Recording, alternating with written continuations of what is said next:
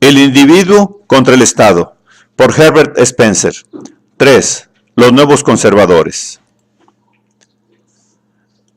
La mayor parte de los que se reputan ahora como liberales son conservadores de una nueva especie. He aquí la aparente paradoja que me propongo justificar. Para ello debo, en primer término, mostrar lo que ambos partidos políticos eran en su origen. Y suplico al lector me dispense si le recuerdo hechos que le son familiares, pero sólo así me será posible fijar en su ánimo la idea exacta de lo que propiamente puede llamarse conservador o liberal. Remontándonos a una época anterior a sus nombres, los dos partidos políticos representaban, primeramente, los dos tipos opuestos de organización social, el militar y el industrial, que se caracterizan, uno, por el régimen del Estado, casi universal en los antiguos tiempos, y el otro por el régimen del contrato, que ha llegado a ser general en nuestros días, sobre todo en las naciones occidentales, y especialmente entre nosotros mismos y los americanos. Si en vez de emplear la palabra cooperación en su sentido restringido, la usamos en más amplio sentido, como significando la combinación de las actividades de los ciudadanos bajo cualquier forma de gobierno, estos dos tipos de organización social pueden entonces definirse. El primero como el sistema de la cooperación voluntaria, como el sistema de la cooperación obligatoria, el segundo. Véase la estructura propia del uno en un ejército formado por conscripción, donde las unidades, en sus diferentes grados, tienen que obedecer bajo pena de muerte, y en proposiciones arbitrarias reciben los individuos alimento, vestido y paga, mientras la estructura propia del otro se encuentra en un cuerpo de productores o distribuidores que convienen entre sí en recibir una recompensa especificada por un servicio también especificado, pudiendo, previo el oportuno aviso, dejar la organización si tal es su deseo. En Inglaterra, durante la evolución social, la distinción entre estas dos formas de cooperación, fundamentalmente opuestas, se verifica gradualmente, pero mucho tiempo antes de que los nombres de liberales y conservadores estuvieran en uso, aparecen las diferencias de ambos partidos, dibujándose de un modo vago sus conexiones con el militarismo y el industrialismo respectivamente. Conocido es el hecho de que, tanto entre nosotros como en los demás países, donde comenzó la resistencia a la reglamentación coercitiva que caracteriza la cooperación bajo el Estado, fue ordinariamente en las ciudades, formadas de trabajadores y comerciantes, acostumbrados a cooperar bajo el régimen del contrato. Por el contrario, la cooperación obligatoria, debiendo su origen y amoldándose a un estado de guerra crónico, continuó sufriéndose en los distritos rurales, poblados primeramente por jefes militares y subalternos suyos, en los cuales sobrevivieron las antiguas ideas y tradiciones. Este contraste en las aspiraciones políticas, entrevisto aún antes de que los conservadores y liberales definieran claramente sus principios, mostrábanse en todo. En el periodo de la Revolución, en tanto que las aldeas y las pequeñas poblaciones eran monopolizadas por los conservadores, las ciudades más populosas, los distritos manufactureros y los puertos de comercio constituían el baluarte de los liberales. Y, no obstante ciertas excepciones, es notorio que subsiste hoy un estado de cosas parecido. Así era el carácter impuesto a cada partido por su origen. Veamos ahora cómo en los primeros actos y doctrinas de uno y otro se evidencia también su respectiva naturaleza. El liberalismo comenzó con la resistencia opuesta a los esfuerzos que desplegó Carlos II y su cábala para restablecer el poder monárquico arbitrario. Los liberales consideraban la monarquía como una institución civil establecida por la nación en beneficio de todos sus miembros. Para los conservadores, el rey era el delegado del cielo. La primera de estas doctrinas envolvía la creencia de que era condicional la sumisión del ciudadano al gobierno. La segunda, la de que esta sumisión debía ser absoluta. Describiendo a los liberales y conservadores tales como se les concebía al principio del siglo XVII, sobre 50 años antes de que escribiese su disertación acerca de los partidos, dice Bolingbroke: poder y soberanía del pueblo, contrato original, autoridad e independencia del Parlamento, libertad, resistencia, exclusión, abdicación, deposición. Estas eran las ideas que se asociaban en aquel entonces al concepto que se tenía de un liberal. Ideas inconciliables con el concepto que se formaba de un conservador. Derecho divino, hereditario, inconmutable, sucesión lineal, obediencia pasiva, prerrogativa, no resistencia, esclavitud y en ocasiones también papismo. Tales eran las ideas que se asociaban en la mayor parte de los entendimientos al concepto de un conservador y que se suponían igualmente inconciliables con el que se tenía de un liberal. Disertación acerca de los partidos, página 5.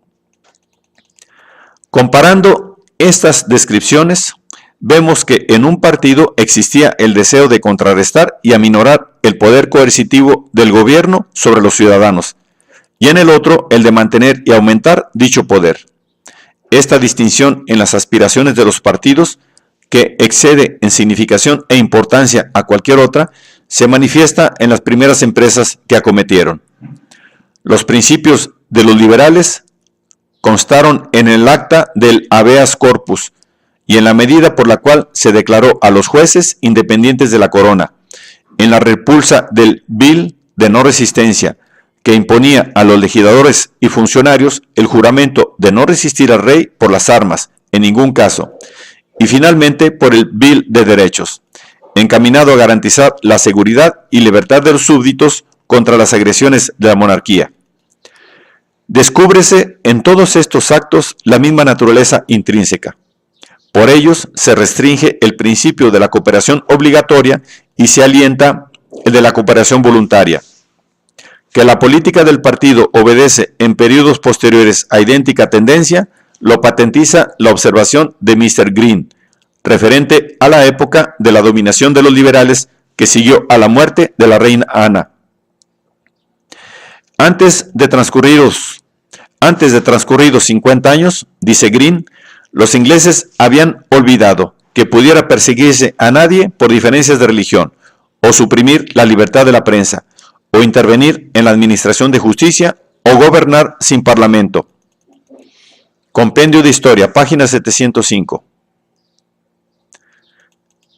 Pasando sobre el periodo de guerra que cierra el último siglo y abre el corriente, durante el cual se perdieron muchas de las ventajas obtenidas anteriormente a favor de la libertad individual, y el movimiento retrógrado hacia el tipo social militarismo se manifestó en toda clase de medidas coercitivas, desde aquellas que autorizaron a apoderarse de las personas y bienes de los ciudadanos para las necesidades de la guerra, hasta las que suprimieron el derecho de reunión y se encaminaron a amordazar a la prensa. Recordemos ahora los caracteres generales de los cambios realizados por iniciativa de los liberales, cuando la conclusión de la paz consintió el renacimiento del régimen industrial con la estructura que le es propia. Bajo la creciente influencia de los liberales, se abrogaron las leyes que prohibían las asociaciones de artesanos y aquellas otras que reglamentaban su libertad de viajar. Fue otra reforma, efectuada a instancias de los liberales, el derecho reconocido a los disidentes de profesar sus creencias sin sufrir determinadas penas civiles. Y al tiempo y al mismo principio obedeció la medida dictada, en verdad, por los conservadores, pero bajo el influjo de la opinión liberal, que garantizó igual derecho a los católicos sin menoscabo de su libertad. Extendióse el campo de esta con las actas que prohibían la trata de negros y el mantenimiento de la esclavitud. Abolióse el privilegio de la Compañía de Indias y quedó abierto para todos el comercio con el Oriente. Con el Bill de Reforma y con el de Reforma Municipal decreció el número de los no representados, y los más fueron en parte emancipados de la tiranía de los menos, así en la nación como en el municipio. Dejó de ser obligatorio para los disidentes el rito eclesiástico del matrimonio y pudieron casarse civilmente. Vino también la disminución y remoción de las trabas que entorpecían el comercio con el extranjero e impedían el valerse de buques y marineros de otros países. Y, finalmente, se desataron aquellas otras con que, desde hacía tiempo, se sujetaba a la prensa para entorpecer la propaganda de las opiniones. Es evidente que todos estos cambios, debiéronse o no a los liberales, se hallaban en armonía con los principios profesados y sostenidos por ellos. Pero, ¿a qué enumerar hechos tan conocidos de todos? Sencillamente porque, como antes expuse, es preciso recordar lo que fue el liberalismo en el pasado, a fin de que se vea cuánto se aparta de él lo que lleva hoy su nombre. Inexcusable sería haber citado tantas diversas medidas con el propósito de hacer resaltar el carácter común a todas ellas, si no fuera porque en nuestros días han olvidado muchas personas ese carácter común. No se advierte que, por un camino u otro, aquellos cambios verdaderamente liberales restringían la esfera de la cooperación obligatoria y redundaban en pro de la cooperación voluntaria. No se para mientes en que todos disminuían la autoridad gubernamental y ensanchaban el campo, dentro del cual cada ciudadano puede obrar sin obstáculo.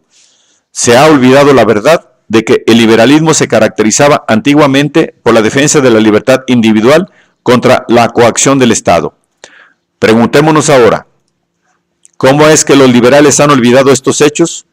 ¿Cómo el liberalismo, aumentando cada día su poder, se inclina a una legislación más coercitiva cada vez? ¿Cómo es que, ya directamente por medio de sus propias mayorías, ya indirectamente prestando su concurso a las mayorías de sus adversarios, se arrogan los liberales cada vez en mayor escala el derecho de dirigir las acciones de los ciudadanos, restringiendo, por lo tanto, la esfera dentro de la cual son libres las acciones individuales? ¿Cómo puede explicarse el predominio de esta confusión de ideas que, persiguiendo aparentemente el bien público, les ha llevado a invertir el método con que en los tiempos pasados cumplieron ese mismo bien? Este inconsciente cambio de ideas, tan incomprensible como a primera vista parece, veremos que se ha producido de un modo completamente natural. Conocido el criterio sintético que prevalece en las cuestiones políticas y dadas las condiciones existentes, no se debía esperar otra cosa. Para aclarar este concepto se necesitan algunas explicaciones preliminares. Cualquiera que sea su lugar en la escala de la vida, la inteligencia progresa en todos los seres por actos de diferenciación, y esto mismo se verifica en los hombres, desde el más ignorante al más instruido. Clasificar debidamente, esto es, colocar en el mismo grupo cosas que son esencialmente idénticas y en grupos distintos las que son esencialmente diferentes, es la condición fundamental de una buena norma de conducta.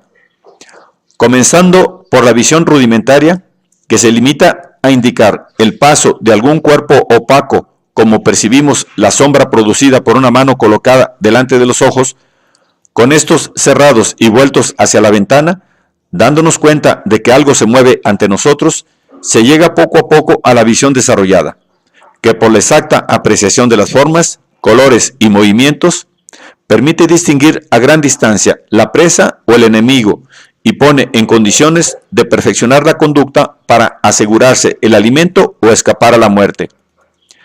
Esta percepción progresiva de las diferencias y la mayor exactitud de las clasificaciones que resulta de ella constituye, bajo uno de sus más importantes aspectos, el desenvolvimiento de la inteligencia, y se observa también, al pasar de la visión material relativamente simple a la visión intelectual relativamente compleja, mediante la cual podemos clasificar con mayor acierto, y atendiendo a su estructura o naturaleza intrínseca, cosas agrupadas antes según ciertas semejanzas exteriores o ciertas circunstancias extrínsecas. La visión intelectual no desenvuelta discierne tan mal y se engaña tanto en sus clasificaciones como la visión física imperfecta. Como ejemplo, citaremos la división primitiva de las plantas en árboles, arbustos y hierbas, a que servía de norma el carácter más visible, la altura, y que reunía muchas plantas, esencialmente distintas, separando otras de la misma familia.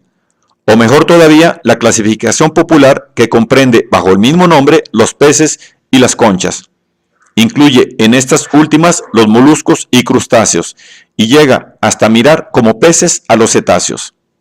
Sea a causa de la semejanza en su manera de vivir como habitantes del agua o por hallarles sabor parecido, seres más desemejantes entre sí por su naturaleza que un pez y un ave se han agrupado en la misma clase y en la misma subclase.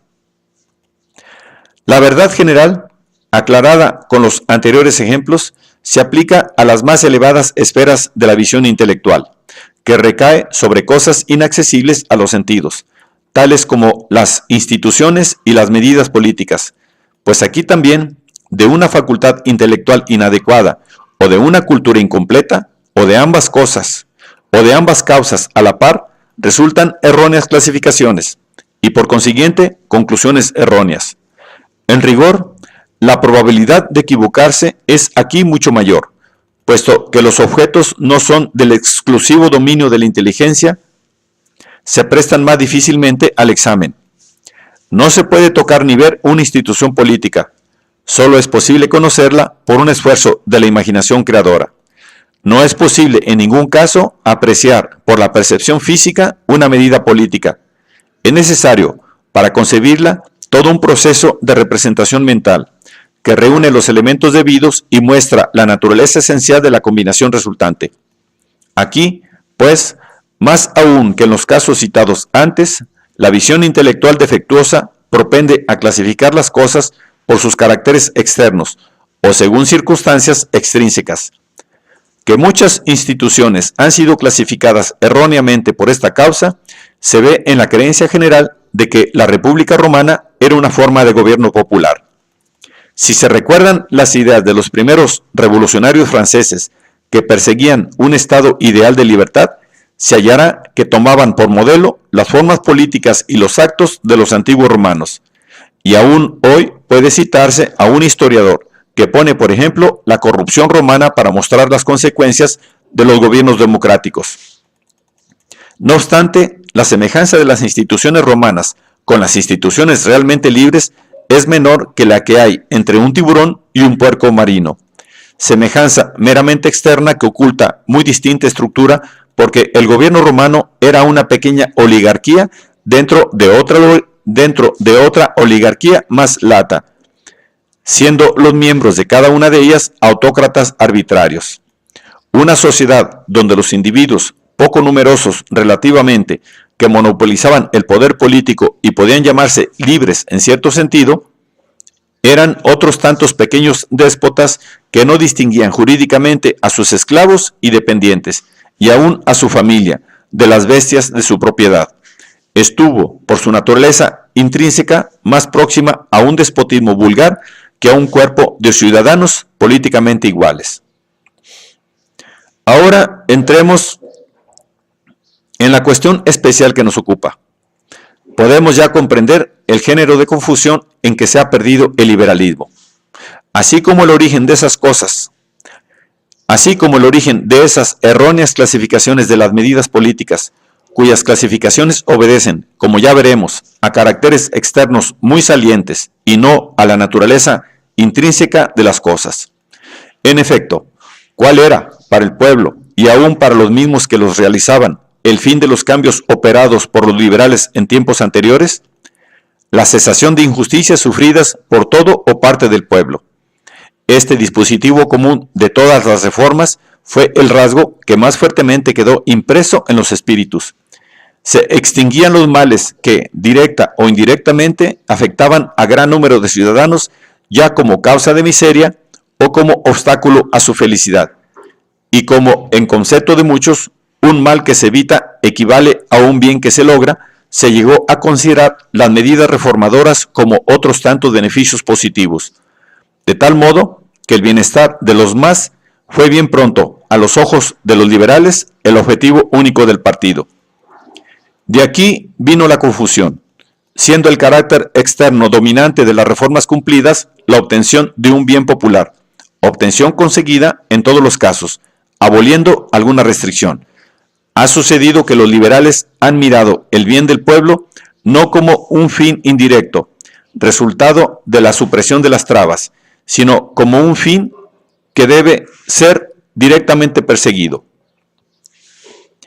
Y en su afán de alcanzarlo directamente, han empleado métodos intrínsecamente opuestos a los que usaran en un principio. Habiendo visto ya cómo ha prevalecido esta inversión de los términos del problema político, inversión parcial según pienso, pues las recientes actas acerca de los enterramientos y los esfuerzos hechos para remover las desigualdades religiosas subsistentes manifiestan la persistencia de la política primitiva en determinadas direcciones. Debemos fijarnos en la extensión con que se ha aplicado el nuevo criterio en los últimos tiempos, y la mayor aún que se le dará, si los sentimientos e ideas reinantes siguen dominando.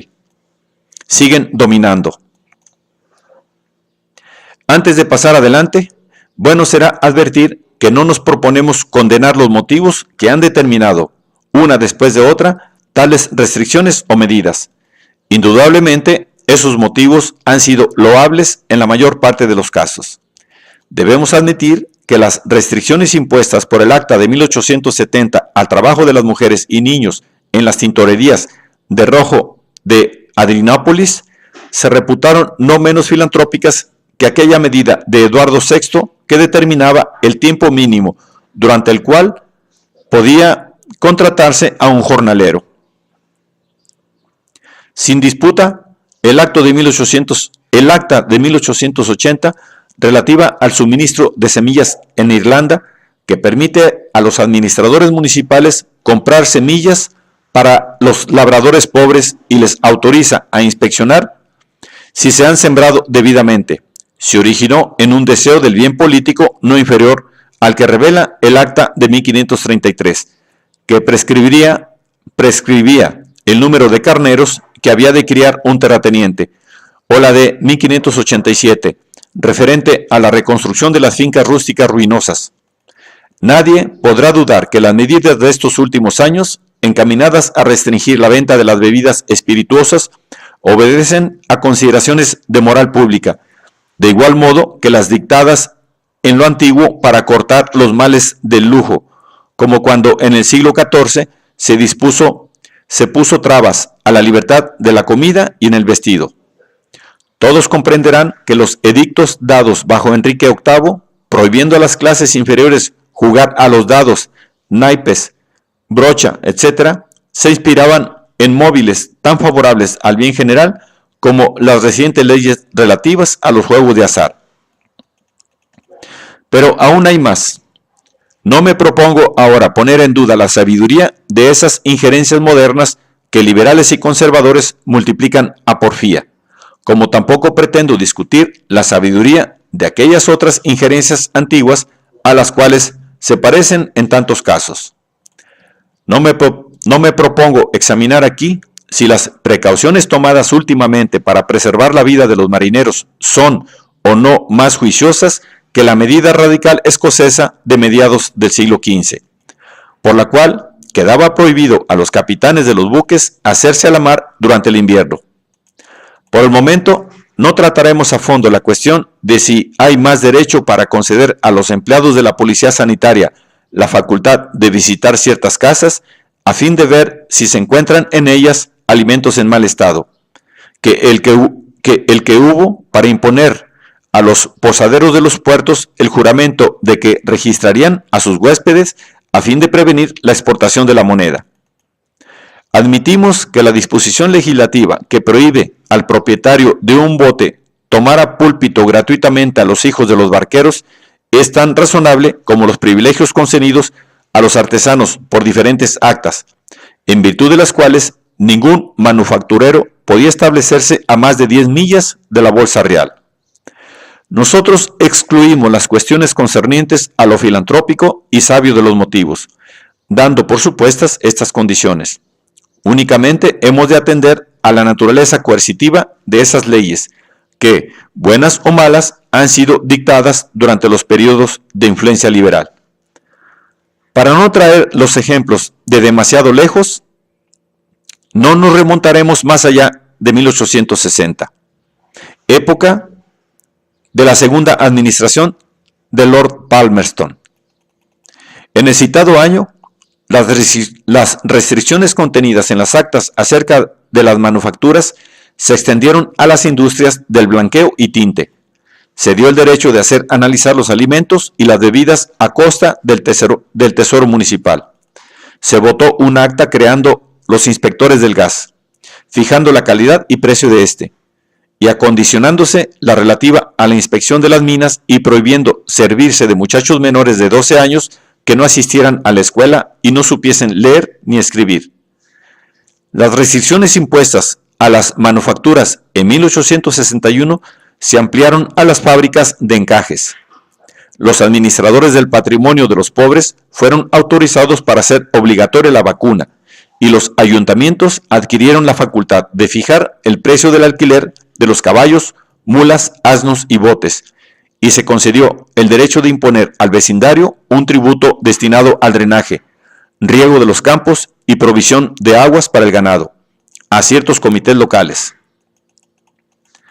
En 1862 promulgóse una ley restringiendo el empleo de las mujeres y los niños en las operaciones de blanqueo de lienzos al aire libre, otra que prohibía la explotación de las minas de carbón que tuvieran un solo pozo o dos, separados por una distancia menor que la que se especificaba, y una nueva, otorgando al Consejo de Medicina el derecho exclusivo de publicar una farmacopea con los precios que fijara el Ministerio de Hacienda.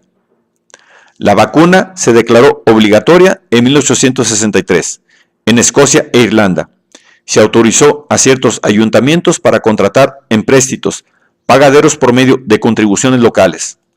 Se concedieron facultades a las autoridades municipales para que se apropiasen los terrenos abandonados y que pudieran contribuir al embellecimiento de la población, pudiendo imponer nuevos tributos a los habitantes para su entretenimiento.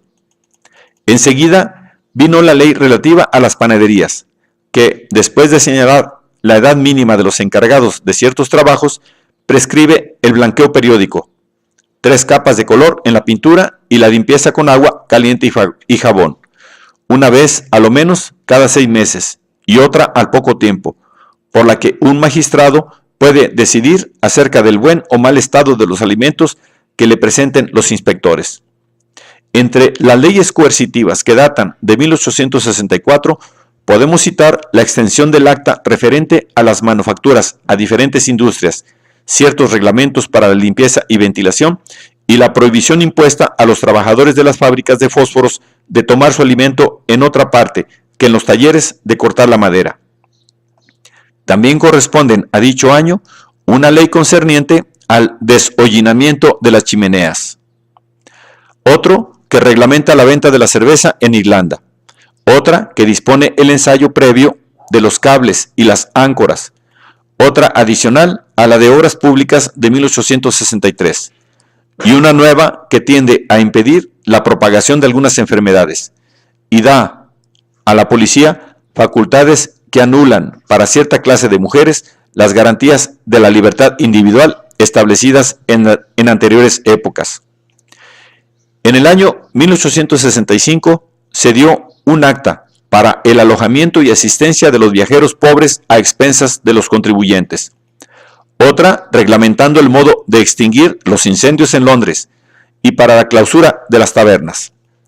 Más adelante, en 1866, bajo el ministerio de Lord John Russell, debemos citar la ley que dictamina acerca de los cobertizos para el ganado y confiere a las autoridades municipales en Escocia el derecho de inspeccionar las condiciones higiénicas del local y fijar el número de cabezas que pueden alojarse en él.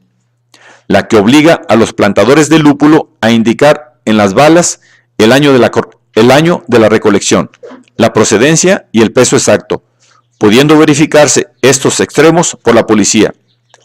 La que facilita la construcción de casas de vecindad en Irlanda y reglamenta el número de inquilinos.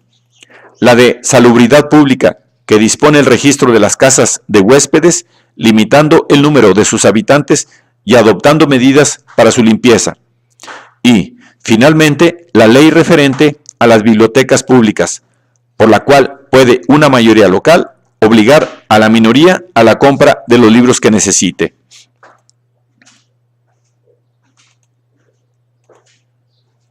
Examinando ahora la legislación puesta en vigor bajo el primer ministerio de Gladstone, tenemos el establecimiento del telégrafo oficial y la prohibición de enviar despachos por conducto y de otras agencias en 1869.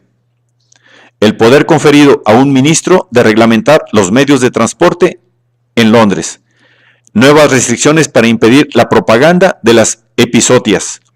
Una ley relativa a las cervecerías y otra para la conservación de las aves marítimas, que dará por resultado la destrucción más rápida de los peces. De 1870 datan las leyes que autorizan al Consejo de Obras Públicas para hacer anticipos a los propietarios, con objeto de que mejoren sus fincas, y a los arrendatarios para la compra de estas.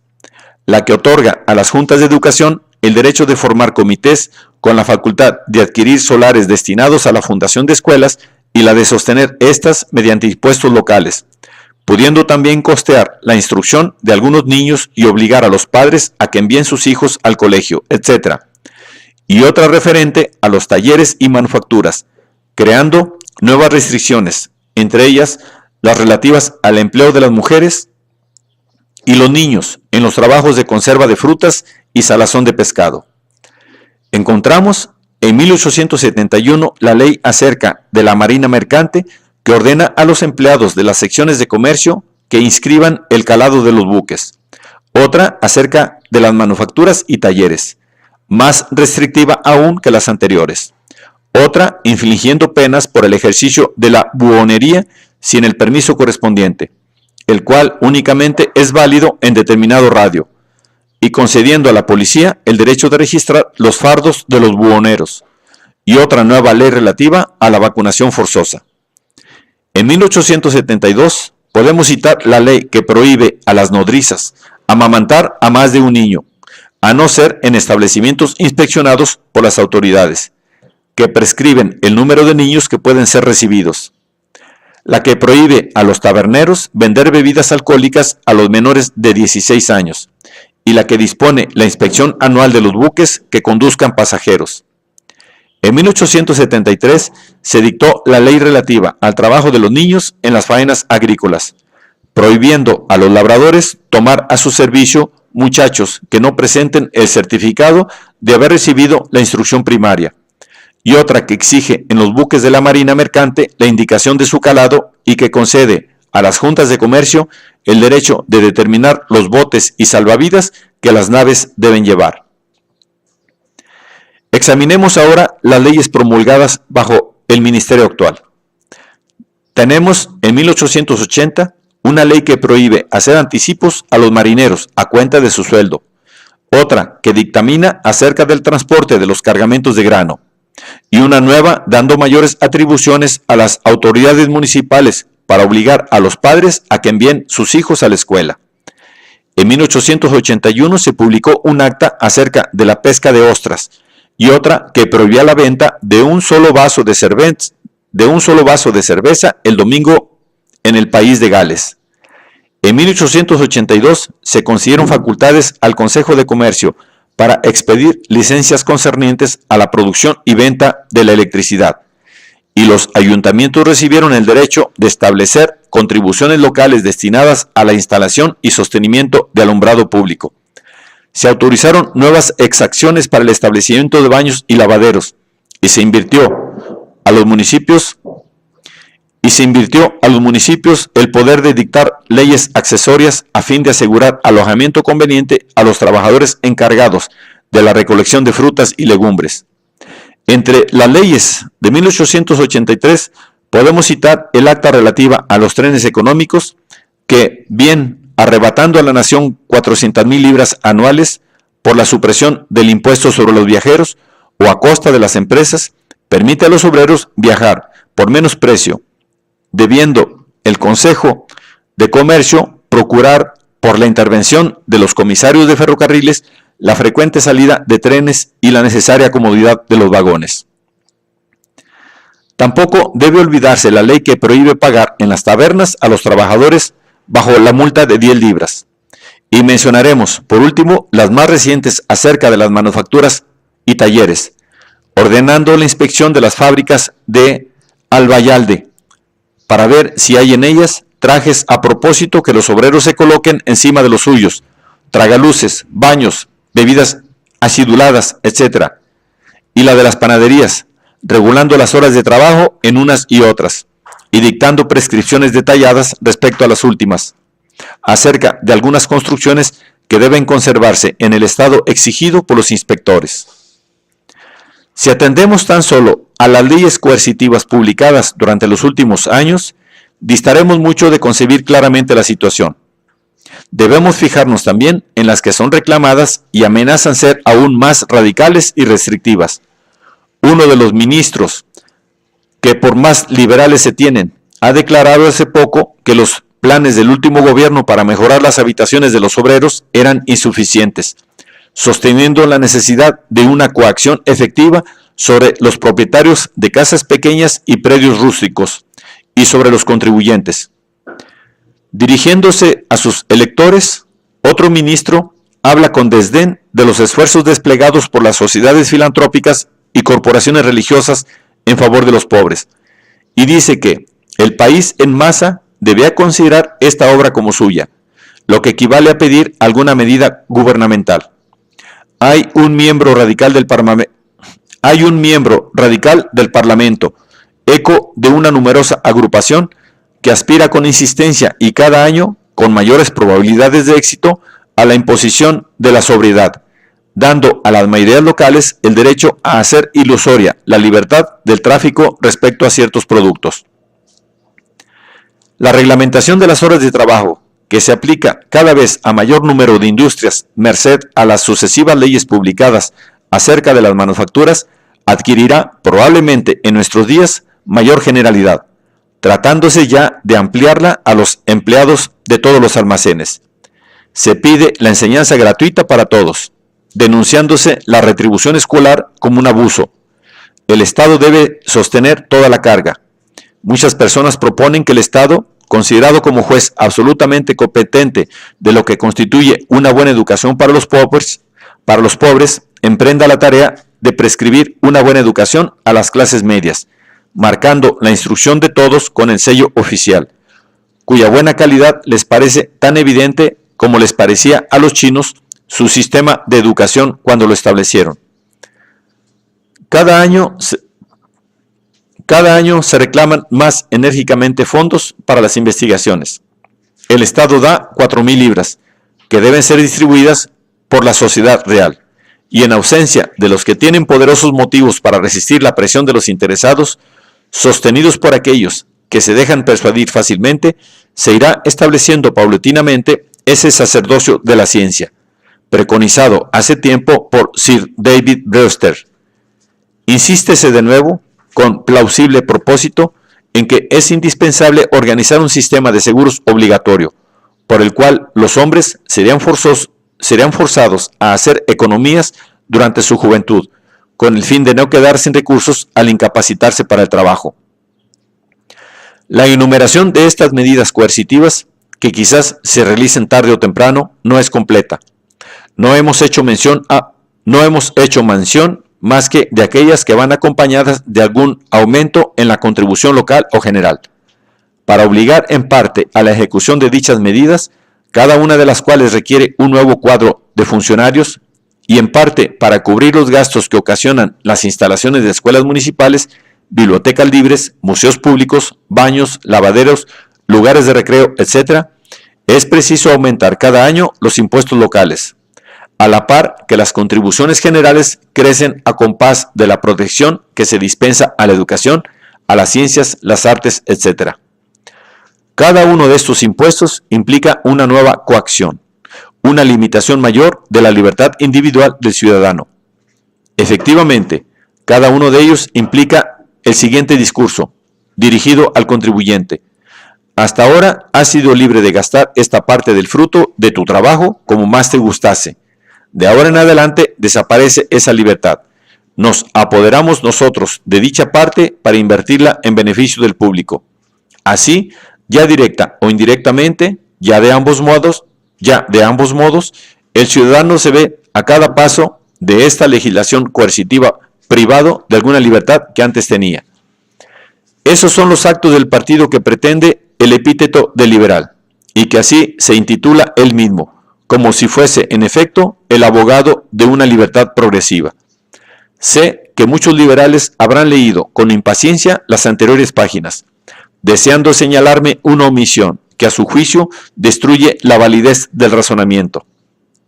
Olvidáis, me dirán, la diferencia fundamental que existe entre el poder que en lo pasado establecía ciertas restricciones y el que dicta ahora esas otras medidas que llamáis antiliberales. Olvidáis que uno era un poder irresponsable, mientras el otro es un poder responsable. Olvidáis que si la reciente legislación restringe la libertad de los ciudadanos, el cuerpo de donde emana es obra de esos mismos ciudadanos y ha recibido sus poderes de ellos. A esto contestaré que no he olvidado esta diferencia y que estoy dispuesto a sostener que no tiene gran importancia para nuestro propósito. En primer término, la verdadera cuestión consiste en ver si ha disminuido la libertad individual, no en examinar la naturaleza del agente interventor. Pongamos un ejemplo muy sencillo. Un obrero se une a otros para establecer una asociación de carácter exclusivamente representativo. Según dispone el reglamento de esta sociedad, tiene que declararse en huelga, si la mayoría así lo decide. No puede aceptar el trabajo en otras condiciones que las dictadas por esta mayoría. Se encuentra imposibilitado de obtener, en su mayor habilidad y aplicación, el fruto que obtendría si fuese completamente libre. La desobediencia le priva de los beneficios pecuniarios que la sociedad dispensa a sus miembros y le expone a la persecución y acaso a la violencia de sus compañeros. ¿Estará menos cohibido porque haya contribuido él mismo a crear la organización que le oprime? En segundo término, si se me objeta que es falsa la analogía, porque el gobierno encargado de proteger la vida y los intereses nacionales y al cual es indispensable que todos se sometan so pena de caer en la anarquía, tiene sobre los ciudadanos mayor autoridad que la ejercida por una sociedad privada sobre los miembros que la constituyen. Diré que, aún admitida la diferencia, la respuesta dada no es menos legítima.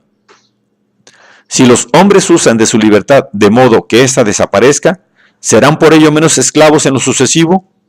Si un pueblo elige por medio de un plebiscito a una déspota, ¿permanecerá libre porque ese despotismo sea obra suya? Las medidas coercitivas que dicte este déspota serán consideradas por el pueblo como legítimas porque sean consecuencia natural de su voto. Tanto valdría decir que el habitante del África Oriental, al romper su arco en presencia de otro y declararse así esclavo suyo, continúa siendo libre por haber elegido a su señor libremente.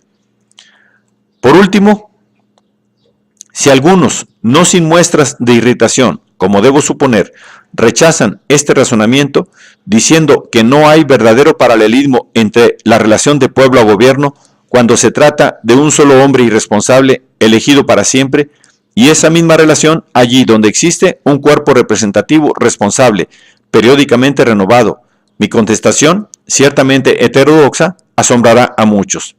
Efectivamente, yo diré a los que así me arguyan que los actos coercitivos no pueden sostenerse, alegando que emanan de un cuerpo elegido por el pueblo, porque no hay razón para que la autoridad de ese cuerpo sea ilimitada, como no lo hay para que lo sea la de un monarca. Del mismo modo que el verdadero liberalismo luchó en siglos pasados contra los reyes que pretendieron el poder absoluto, los verdaderos liberales lucharán en nuestros días contra el Parlamento que quiere arrogarse tal autoridad. No insistiré en esto, dejándolo solo indicado como contestación satisfactoria. Basta ver que los liberales que merecen tal nombre siempre han demostrado en sus actos tendencias favorables a la limitación de la autoridad parlamentaria. Todas las aboliciones de las leyes que restringían la libertad religiosa, de comercio, de asociación de los obreros, etc., son otros tantos testimonios del deseo de una limitación. De igual modo que el abandono de las leyes suntuarias o el de aquellas que prohibían determinado entretenimiento o el de las otras que prescribían determinadas formas de cultivo, etc., implicaba la creencia de que el Estado era incompetente para decidir en estas materias. Lo mismo las reformas realizadas por el Partido Liberal durante la última generación para desviar los obstáculos que se oponían a la libertad individual en diversas esferas, expresaban la opinión de que también en estas esferas debía restringirse la acción gubernamental. Al reconocer la necesidad de limitar el poder de gobierno, se alentaba la aspiración de elevar esta tendencia a la altura de una teoría, una de las más familiares verdades políticas es que en el curso de la evolución social la costumbre precede a la ley, que da a la primera sanción oficial y forma definida. Así pues, el liberalismo en lo pasado, con su práctica de la limitación, preparaba manifiestamente el terreno a la consagración del principio. Pero dejando estas cuestiones generales y volviendo a la especial que nos ocupa, insisto en la respuesta de que la libertad que disfruta el ciudadano debe medirse no por el mecanismo gubernamental bajo el cual viva, sea o no representativo, sino por el número relativo escaso de restricciones que se impongan a los individuos y que este mecanismo haya sido creado con o sin el concurso del pueblo, funcionará despóticamente si aumenta dichas restricciones más allá de lo necesario para impedir las agresiones directas o indirectas de unos individuos hacia otros. Por consiguiente, las limitaciones establecidas deberán ser negativamente coercitivas más bien que positivamente coercitivas. Probable es que aún deteste el liberal y sobre todo su subespecie el radical, quien más que ningún otro parece en nuestros días estar dominado por la creencia de que si es bueno el fin que persigue, tiene derecho a ejercer sobre sus conciudadanos toda la coacción posible. Conociendo que su objetivo es el bien general, que debe ser realizado de una manera u otra, y creyendo que el conservador se mueve por el interés de clase y el deseo de retener el poder, los liberales considerarán como evidentemente absurdo el que se les incluya en el mismo grupo que a sus contrarios, y no concederán valor al razonamiento empleado para justificar la exactitud de clasificación semejante. Quizá una analogía les enseña a ver la verdad de nuestras afirmaciones. Si allá, en el lejano oriente, donde el gobierno personal es la única forma de gobierno conocida, oyen referir a los habitantes el resultado de una lucha en la cual hubiese sido depuesto un déspota cruel y vicioso y reemplazado con otro cuyos actos demostrarán su deseo por el bienestar general, si después de haber oído esto dijesen a los naturales que no habían cambiado esencialmente la naturaleza del gobierno, les sorprendería mucho y probablemente les costaría bastante hacerles comprender que la sustitución de un déspota malévolo no impide que el gobierno sea despótico siempre. Lo mismo ocurre en nuestro caso, entendiendo como conservador todo lo que aumenta la coacción del Estado sobre los individuos. Hay que dar ese nombre a cuantas medidas tiendan a dicho fin, sean interesados o desinteresados los motivos de sus autores. Como un déspota es siempre déspota, cualquiera que sean las razones que le lleven a obrar arbitrariamente, de igual modo, el conservador queda siempre conservador, guíenle o no motivos egoístas, al restringir la libertad individual más allá del límite debido para mantener a todos y cada uno en el pleno ejercicio de su derecho. El conservador desinteresado pertenece al mismo género, aunque dentro de él forme una especie nueva que el conservador egoísta. Es muy marcado el contraste de uno y otro con el liberal, tal como se le definía cuando realmente merecía ese nombre, esto es, como una persona que abogaba por la abolición progresiva de todas las restricciones en materia política. Queda pues demostrada la paradoja que senté al comenzar. Como ya hemos dicho, el Partido Conservador y el Liberal tienen su origen uno en el militarismo, el otro en el industrialismo respectivamente. El primero se caracterizó por el régimen del Estado, el segundo por el régimen del contrato, aquel por la cooperación obligatoria que acompaña a la desigualdad legal de las clases, este por la cooperación voluntaria que acompaña a su igualdad legal. Indiscutiblemente, los primeros actos de cada partido se dirigieron bien a fortalecer las instituciones que mantienen la cooperación obligatoria o a suprimirlas o limitarlas. De lo que antecede se desprende, sin duda alguna, que en tanto han contribuido a extender el sistema coercitivo los llamados liberales, no han sido más que conservadores de una especie nueva. Estas verdades aparecerán más adelante con más claridad todavía. Nota. Varias publicaciones que mencionaron este artículo, cuando se publicó, han supuesto que los anteriores párrafos se encaminaban a demostrar que los conservadores y liberales se habían mutuamente reemplazado. Esta interpretación es errónea. De que aparezca una nueva especie de conservador, no se desprende necesariamente que la especie originaria haya desaparecido. Al decir que conservadores y liberales multiplican a porfía las restricciones, indico claramente que si los primeros fomentan la legislación coercitiva, tampoco la abandonan los segundos. Sin embargo, son tantas y tales las medidas restrictivas dictadas por los liberales que entre los conservadores, que, como todos los demás, sufren sus consecuencias, se observan tendencias a resistirlas. Nos suministra una prueba de ello el hecho de que la Liga para la Defensa de la Libertad y la Propiedad, compuesta en gran parte de conservadores, haya tomado por lema individualismo contra socialismo.